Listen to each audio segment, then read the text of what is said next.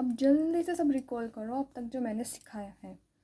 हमने क्या किया था, जब भी मैंने कहा ग्रोथ से मुझे जाना होगा नेट की तरफ, तो हमें इसमें क्या ऐड करना होगा या क्या माइनस करना होगा? हमें इसमें माइनस करना होगा डेप्रिसिएशन। डोमेस्टिक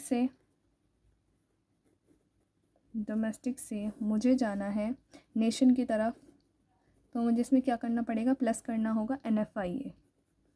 इसी के साथ जब मुझे फैक्टर कॉस्ट से जाना हो मार्केट प्राइस पर, तो मुझे इसमें क्या करना होगा? प्लस करना होगा NIT, नेट इनडायरेक्ट टैक्सेस, जो किससे मिलकर बनता है? जब हम इनडायरेक्ट टैक्सेस में से माइनस करा दें सब्सिडीज़ को। ओके, अब ये देखो, इन तीन को इस्तेमाल करके यहाँ पर प्रैक्टिस करनी है कैसे हम नेशनल इनकम को फाइंड आउट कर सकते हैं। अगर मुझे GDP मार्केट प्राइस है, NDP मार्केट प्राइस की ओर जाना है, तो मुझे यहाँ पर क्या करना होगा? मैं देखूँगी इनमें डिफरेंस क्या है। अगर मैं देखूँ यहाँ डोमेस्टिक, यहाँ भी डोमेस्टिक है, कुछ नहीं, यहाँ पर भी मार्केट प्राइस है और यहाँ पर भी मार्केट प्राइस है। डिफरेंस किसका आ रहा है? ग्रोथ से नेट का। अगर ग्रोथ से मुझे नेट की तरफ जाना है, तो मुझे यहाँ पर क्या करना होगा? ग्रोथ से नेट, अभी ऊपर देखा था, ग्रोथ से नेट की तरफ जाना है, तो यहाँ पर मुझे माइनस करना होगा डेप्रिसिएशन को। वहीं अगर GDP मार्केट प्राइस से मुझे जाना हो GNP market price, GDP market price दिया हुआ है क्वेश्चन के अंदर, अब मुझे निकालनी होगी उससे GNP मार्केट प्राइस। तो यहाँ पर देखो डिफरेंस किसका आ रहा है? ग्रोथ सेम है, मार्केट प्राइस सेम है। डिफरेंस किसका आ रहा है? डोमेस्टिक से नेशन की ओर। तो डोमेस्टिक से नेशन की ओर क्या क्या करना होगा? डोमेस्टिक से नेशन की ओर जाने के लिए मुझे इसमें प्लस करना होगा NFIA। तो यहाँ पर हम प्लस कर देंगे NFIA। इसी तरह आपको सारे फिलअप करने हैं और ये भी फिल करना है। यहाँ से यहाँ जाने के लिए क्या करना होगा? यहाँ से यहाँ जाने के लिए क्या करना होगा? यहाँ से यहाँ जाने के लिए क्या करना होगा? इसी तरह ये और ये भी करने के बाद से, सॉल्व करने के बाद इस तरह से चेक कर लेना। ओके, चलो अब अपना और मेथड्स देखते हैं। जो हमने तीनों मेथड्स पढ़े थे, एक बार उन्हें रिवाइज कर लेते हैं कैसे हम नेशनल इनकम को इवेल्युएट करते हैं। तीनों ही मेथड्स है। वैल्यू एडेड मेथड के अंदर हमने क्या पढ़ा था? सबसे पहले सेल्स, ये T नहीं है L है, सेल्स प्लस एडजस्टेड स्टॉक, जो तुमने पढ़ा था change in stock, opening stock minus closing stock. इसी के साथ हम इसके अंदर से माइनस करेंगे इंटरमीडिएटरी कंजम्पशन, जितना भी मैंने बताया था। जैसे अगर कार है तो उसके अंदर से जो टायर उसके अंदर अटैच किए गए थे, उसकी जितनी भी कॉस्ट थी उसे हम वहाँ से माइनस कर देंगे। इंटरमीडिएटरी गुड्स को वहाँ से माइनस करेंगे तो हमें क्या मिलेगा? GVA। जब हम GVA कंबाइन करेंगे ऑल सेक्टर का, प्राइमरी सेकेंडरी टर्चरी सेक्टर का, तो हमें क्या मिलेगी? GDP at MP। ये सारी टर्म्स मैंने डिटेल में 1 बाय 1 एक एक मेथड को वीडियो में समझाया हुआ है। ओके, एक्सपेंडिचर मेथड देखते हैं। इनकम, ये तो इक्वेशन मैंने बताई थी ना, जिसमें कंजम्पशन, इन्वेस्टमेंट, गवर्नमेंट जो खर्चे करती है, प्लस एक्सपोर्ट माइनस इंपोर्ट, जो हमारा शुद्ध नेट एक्सपोर्ट होता है। तो यहाँ पर जितना भी कंजम्पशन पर एक्सपेंडिचर किया जाता है उसे प्लस करेंगे। साथ ही साथ ये इन सबको मिलाकर इक्वेशन बनी हुई है। साथ ही साथ इन्वेस्टमेंट पर किया जाने वाला खर्चा, गवर्नमेंट जो खर्चा करती है उसको ऐड ऑन करेंगे, एक्सपोर्ट को इसमें ऐड करेंगे, लेकिन इंपोर्ट को क्या करेंगे? इसमें माइनस किया जाएगा। और जब जो हमें मिलेगी इन सब से, वो मिलेगी GDP एट मार्केट प्राइस। दोनों सेम है, GDP मार्केट प्राइस पे निकल गया, ये भी GDP मार्केट प्राइस पे निकल गया है। अब इनका मेथड भी देख लेते हैं, जो सबसे पहली वीडियो में हमने पढ़ा था। जितने भी फैक्टर प्रोडक्शन है, लैंड, लेबर, कैपिटल, एंटरप्रेन्योर, ये जो इकोनॉमी के अंदर इनकम अर्न करते हैं, जब हम इनकी इनकम को ऐड कर देते हैं तो हम, और इसी के साथ हमें से इसमें प्लस करना होगा मिक्स्ड इनकम, तो हमें क्या मिलती है? NDP at FC। अब यहाँ तक तो हमें पता चल गया, लेकिन हमें नेशनल इनकम निकालने के लिए कहाँ पर जाना होता है? NNP at FC। तीनों से ही अगर NNP FC पर जाना पड़े तो यहाँ पर हमें क्या ऐड करना है और क्या डिडक्ट करना है? चलिए करते हैं, जो शुरुआत में अभी मैंने बताया था। ग्रोथ से नेट की तरफ जाना है, क्या करना है? माइनस करना है डेप्रिसिएशन। ठीक है, डोमेस्टिक से नेशन की तरफ जाना है, यानी कि मुझे प्लस करना होगा इसमें NFIA। क्यों प्लस कर रहा है ये मैं वीडियोस में बता चुकी हूँ। और ये मार्केट प्राइस है, मार्केट प्राइस से फैक्टर कॉस्ट पर जाना है, तो यहाँ पर क्या करना होगा? माइनस करना होगा NIT। सेम कंडीशन ये वाली है, GDP मार्केट प्राइस से हमें जाना है NNP FC पर। अभी एक बार रिपीट करते जाओ। ग्रोस से नेट की तरफ जाना है, माइनस करना होगा डेप्रिसिएशन। डोमेस्टिक से मुझे नेशन की तरफ जाना है, इसमें मुझे प्लस करना होगा NFIA, net factor income from abroad. और मार्केट प्राइस से फैक्टर कॉस्ट की तरफ जाना है, यानी कि मुझे इसमें माइनस करना होगा NIT। अब थर्ड कंडीशन देखने, यहाँ पर तो हमें पहले से बनी बनाई क्या मिली है, डोमेस्टिक पर इनकम मिली है, net domestic product at factor cost. चलो यहाँ से यहाँ जाते हैं, इसमें हमें बहुत कुछ कम ऐड और माइनस करना होगा। नेशन से नेशन, ये तो सेम है। डोमेस्टिक से नेशन की तरफ जाने के लिए हमें क्या करना पड़ेगा, इसमें प्लस करना पड़ेगा NFIA। और फैक्टर कॉस्ट सेम ही है। तो इस तरह से हम इन तीनों की ही हेल्प से कहाँ पर अब पहुँच सकते हैं, NNPFC, नेशनल इनकम निकालते हैं। मैंने क्वेश्चन पूछा था, ऐसा इतनी सारी मैंने टर्म्स बताई थी, GDP, GNP, मार्केट प्राइस पे, फैक्टर कॉस्ट पे, NDP, NNP। इन सब में हम NNP को ही इतना अच्छा क्यों मानते हैं, नेशनल इनकम, जिसमें कि रियलिटी में NNPFC पर काउंट नहीं होती? क्योंकि इसके अंदर क्या होता है, जो डेप्रिसिएशन और हमारे इनडायरेक्ट टैक्सेस होते हैं वो क्या होते हैं, डिडक्ट हो जाती है। एकदम शुद्ध इकोनॉमी की नेशनल इनकम निकल के आती है, जो रियलिटी में बताती है हाँ इकोनॉमी के अंदर ग्रोथ कितनी हुई है। ओके, लेकिन GDP में ये सब चीज़ें इंक्लूड होती हैं, तो ये ज़्यादा दिखाती है, जो कि रियल पिक्चर नहीं दिखाती कि नेशनल इनकम इंक्रीज़ बहुत ज़्यादा मात्रा में है या नहीं। ओके, अब यहाँ पर एक सवाल और आता है, इन तीनों ही मेथड्स में से ऐसे कौन से मेथड है जो इंडिया अप्लाई करता है अपनी नेशनल इनकम को काउंट करने के लिए? गैस। इन मेथड में से इंडिया अप्लाई करता है एक तो value added method, this one, और दूसरा इनकम मेथड। इन दोनों मेथड का मिक्सचर अप्लाई करता है इंडिया अपनी नेशनल इनकम को काउंट करने के लिए। और इन दोनों में से अगर पूछा जाए कोई एक, तो वो होगा वैल्यू एडेड मेथड, क्योंकि इसके इंडिया के अंदर इस तरह का डाटा अवेलेबल होता है। यहाँ पर एक क्वेश्चन और अराइज होता है, नेशनल इनकम को काउंट करने के लिए हम कौन सी मेथड को लगाएं? तो यहाँ पर देखना ये होता है कि हमारी इकोनॉमी के अंदर किस मेथड का डेटा हमें अवेलेबल हो जाएगा। क्या हमें एक्सपेंडिचर मेथड इजीली अवेलेबल हो जाएगा, या उनकी इनकम अच्छे से हमें मिल जाएगी, या जो भी प्रोडक्शन हुआ है, सेल्स की गई है, इंटरमीडिएट गुड हमें पता चल पा रही है अपनी इकोनॉमी के अंदर, तो हम वही मेथड अप्लाई करेंगे। लेकिन इंडिया के मामले में ये value added method, income method का मिक्सचर अप्लाई करते हैं नेशनल इनकम को काउंट करने के लिए। और इन दोनों में से अगर पूछा जाए तो वो होगा वैल्यू एडेड मेथड। ओके, तो यहाँ पर ये समझ आ गया। अब एक न्यूमेरिकल्स करना शुरू करते हैं। न्यूमेरिकल का क्वेश्चन नंबर 1 देखो, यहाँ पर हमें क्या फाइंड करने के लिए बोला गया है, GDP at MP and GNP at FC निकालना है। ठीक है, हमें ये तो पता चलेगा, इन्होंने साफ साफ दिया हुआ है कि इस बार GDP MP निकालनी है, GNP FC निकालनी है, पर इन्होंने ये तो बताया नहीं अभी क्वेश्चन में कि मेथड कौन सा अप्लाई करें। तो यहाँ पर हम मेथड देखने के लिए देखेंगे डाटा कैसा गिवन है हमें। Personal consumption expenditure, imports, gross public investment. शुरुआत से पता चल रहा है कि यहाँ पर एक्सपेंडिचर मेथड अप्लाई करना है, क्योंकि सारी टर्म्स एक्सपेंडिचर मेथड की हैं। ओके, देख लेते हैं क्या क्या गिवन है। पर्सनल कंजम्पशन एक्सपेंडिचर 2900 है, तो इसे हमें इंक्लूड करना होगा। इंपोर्ट्स को इसमें हम क्या करते हैं, माइनस। ग्रॉस पब्लिक इन्वेस्टमेंट, इसे हम क्या करेंगे, इंक्लूड करेंगे। इन्वेस्टमेंट को यहाँ पर टुकड़ों में दिया हुआ है।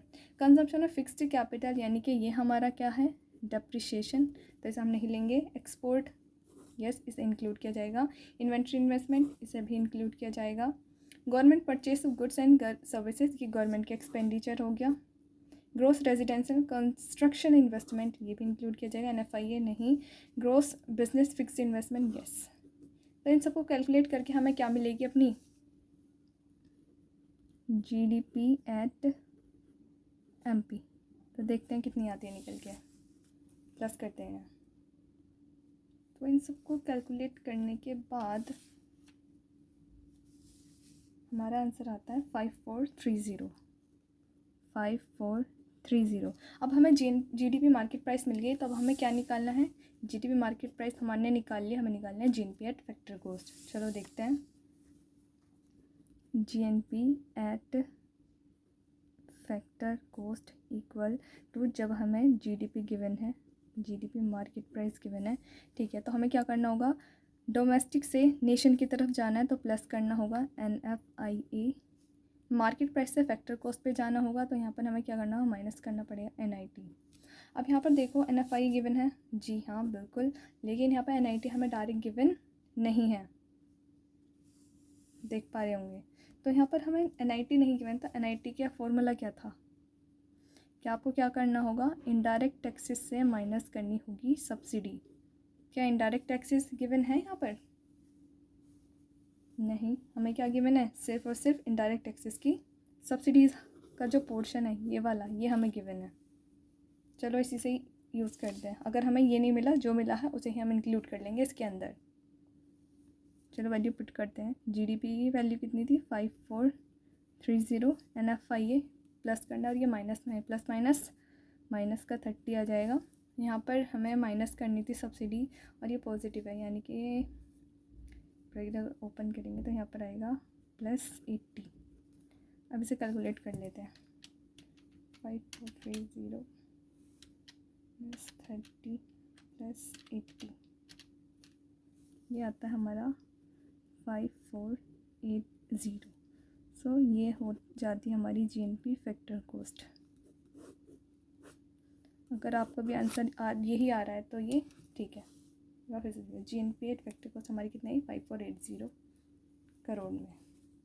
अब इसके बाद नेक्स्ट देखते हैं। नेक्स्ट क्वेश्चन, इसमें हमें फाइंड आउट करनी होगी GNP मार्केट प्राइस पर। ठीक है, आप देखते हैं इसमें डाटा क्या गिवन है। Value of output in secondary sector, intermediary consumption, primary sector, value of output. Value of output नाम से ही पता चल रहा है इसमें हमें कौन सा मेथड लगाना है, वैल्यू एडेड मेथड। चलो देख लेते हैं। तो उसमें हम क्या करते हैं, सबसे पहले तीनों ही सेक्टर की GVA निकाल रहे थे और इंटरमीडिएटरी गुड्स को क्या कर रहे थे, वहाँ तो माइनस कर रहे थे। चलो देखते हैं। Value of output in secondary sector, output plus करना है। Value of output in tertiary sector plus करना है। Value of output in primary sector, yes, इसको भी हमें क्या करना है, इंक्लूड करना है। लेकिन यहाँ पर हमने पढ़ा था इंटरमीडिएटरी गुड्स को क्या करना होता है, माइनस करना होता है। Intermediary consumption primary sector minus, intermediate consumption in secondary sector minus करना होगा, और intermediate consumption in tertiary sector से भी हमें क्या करना होगा, माइनस करना होगा। चलो इसे कैलकुलेट कर लेते हैं और हमें मिलेगी GDP मार्केट प्राइस। पहले मैं पॉजिटिव वालों को ऐड ऑन कर देती हूँ। 1000 प्लस 3000 प्लस 800, जो कि मुझे मिलती है 4800। अब मैं इसमें से क्या करते हैं, इंटरमीडिएटरी गुड्स को इकट्ठा करके माइनस करते हैं एक साथ। ये है 300 माइनस 400 और 900, जो कि आते हैं 1000। No, it's 1600। सॉल्व कर लेते हैं सभी।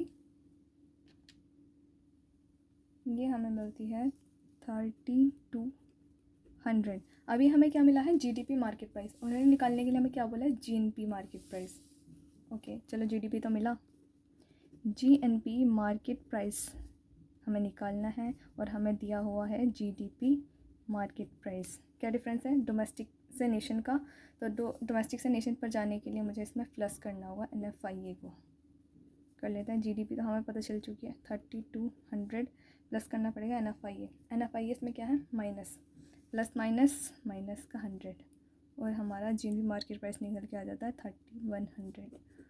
This is the answer. Okay, अब थर्ड वाला क्वेश्चन देखते हैं जल्दी से।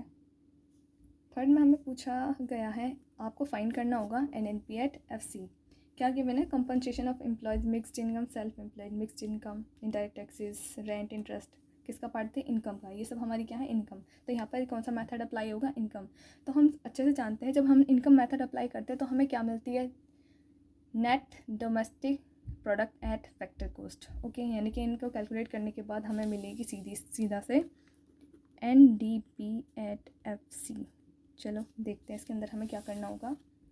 कंपनसेशन ऑफ एम्प्लॉयज़ प्लस करना होगा, mixed income of self employed plus करना होगा, इनडायरेक्ट टैक्स, सब्सिडीज, रेंट कितना है हमारा, ये हमें ऐड ऑन करना होगा, इंटरेस्ट भी प्लस करना होगा, प्रॉफिट को इसमें इंक्लूड करना होगा। चलो निकालना शुरू करते हैं।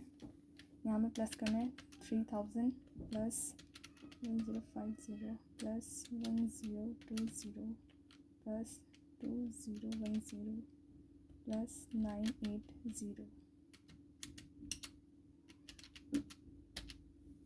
हमें मिली है NDPFC अपनी 8060, लेकिन उन्होंने हमें निकालने के लिए क्या बोला है, NNP@FC। चलो इसे भी निकाल लेते हैं। NNP@FC, NDP@FC हमें गिवन है। इसमें क्या करना होगा, डोमेस्टिक से नेशन का ही डिफरेंस आ रहा है, यानी कि इसमें प्लस करना होगा NFIA को, बाकी तो सेम है। ठीक है, कर लेते हैं। 8060 NFI हमें गिवन है 370, इसमें प्लस कर लेते हैं 370 को भी। ये आ जाता हमारा 8430। तो यहाँ पर हमें मिल जाती है NNP@FC। ये है हमारा आंसर, थर्ड आंसर क्वेश्चन का। फोर्थ क्वेश्चन में क्या पूछा है, compute the amount of subsidies, compute the amount of subsidies from the following data. मतलब सीधा सा ये है, हमें यहाँ पे सब्सिडीज़ की वैल्यू फाउंड करनी है। सब्सिडीज़ कितनी है, जब हम GDP मार्केट प्राइस गिवन है, इनडायरेक्ट टैक्सेस हमें गिवन है, GDP/FC हमें गिवन है, लेकिन यहाँ पर हमें सब्सिडीज़ फाइंड आउट करनी है। वो कैसे करेंगे, आप ये बताइए। सबसे पहले सब्सिडीज़ इंक्लूड किस में होती है सब्सिडीज़ कौन किसके फॉर्मूले में आ रही थी, NIT के। और NIT किस में इंक्लूड रहता है, GDP मार्केट प्राइस के अंदर, यानी कि हम इसमें से जब डिडक्ट कर देंगे तब हमें मिल सकती है सब्सिडीज़। इसका फॉर्मूला बनाते हैं, GDP/FC, क्योंकि FC के अंदर तो इंक्लूड होती नहीं है NIT। गिवन क्या हमें, GDP@MP। यहाँ से यहाँ जाने के लिए हमें क्या करना होगा, NIT यहाँ से डिडक्ट करना होगा। NIT डायरेक्ट तो है नहीं, तो NIT का फॉर्मूला क्या था, इनडायरेक्ट टैक्सेस माइनस सब्सिडीज़ करनी होगी। इसे अगर और आगे बढ़ाएं, GDP@MP ब्रैकेट ओपन करें तो ये माइनस इनडायरेक्ट टैक्सेस आ जाएगा और प्लस में आ जाएगा हमारी सब्सिडीज़। अब जल्दी से इसकी सारी वैल्यू यहाँ पर जो गिवन है हमें उसे पुटअप कर देते हैं। GDP फैक्टर कॉस्ट क्या गिवन है हमें, 360815 equal GDP market price given है 779567, इनडायरेक्ट टैक्सेस 454367 प्लस सब्सिडीज़, क्योंकि वो हमें अभी पता नहीं है। चलो इसको सॉल्व करते हैं। इन दोनों का डिफरेंस क्या आ रहा है, 325200। सब्सिडीज़ अभी तक नहीं पता चली हैं, 6815। अब हमें इसकी वैल्यू निकालने के लिए क्या करना होगा, इसे इधर लाकर क्या करना होगा, माइनस करना होगा। 360815 माइनस 325200 इक्वल टू S। करो अब भी, डिफरेंस क्या होगा इन दोनों का, इन दोनों का डिफरेंस निकल के आ रहा है 35615। तो हमारी सब्सिडीज़ अब तो पूरा नाम लिख सकते हैं। तो हमारी सब्सिडीज़ की वैल्यू कितनी निकल के आई, ये होगा हमारा आंसर जो पूछा था ऊपर। तो इस तरह भी कुछ न्यूमेरिकल आ जाते हैं जिसमें हमें अनदर चीज़ें फाइंड आउट करनी होती हैं और आराम से हो भी जाती हैं। ओके, आई थिंक इतने काफ़ी हैं प्रैक्टिस करने के लिए। BA के सेकंड सेम में इससे ज़्यादा डिफ़िकल्ट न्यूमेरिकल्स नहीं आते हैं। ज़्यादातर CCS यूनिवर्सिटी थियोरेटिकल पेपर ज़्यादा बनाती है। और इसके साथ एक बात और इम्पॉर्टेंट है कि नेशनल इनकम की यूनिट से एक क्वेश्चन डेफिनेटली आएगा। बाकी सब यूनिट का मैंने अभी नहीं देखा, पर नेशनल इनकम की यूनिट से एक क्वेश्चन डेफिनेटली आता है, चाहे वो शॉर्ट में आए चाहे वो लॉन्ग में आए। ओके, और हो सकता है एक से ज़्यादा या 2 क्वेश्चन भी आ जाए, क्योंकि एक बहुत ही इंपॉर्टेंट चैप्टर माना जाता है शुरुआत से ही नेशनल इनकम, चाहे वो 12th क्लास में हो या BA लेवल पर हो या मास्टर्स लेवल पर हो या फिर अनदर कॉम्पिटिटिव एग्ज़ाम के लिए। तो ये यूनिट काफ़ी ज़्यादा इंपॉर्टेंट है, इसको अच्छे से प्रैक्टिस कर लेना। इसके न्यूमेरिकल काफ़ी अच्छे होते हैं, मज़ेदार भी होते हैं, इसलिए इसकी प्रैक्टिस कर लेना। न्यूमेरिकल प्रैक्टिस से ही ज़्यादा आते हैं। ओके, और कुछ भी कन्फ्यूज़न अभी भी लग रही हो, जाके सारी वीडियोज़ देख लेना। इसलिए मैंने उन वीडियोज़ को ज़्यादा लंबा भी नहीं बनाया, जल्दी सारी अच्छे से कवर हो जाएंगी। ओके, चलिए, गुड बाय, टेक केयर।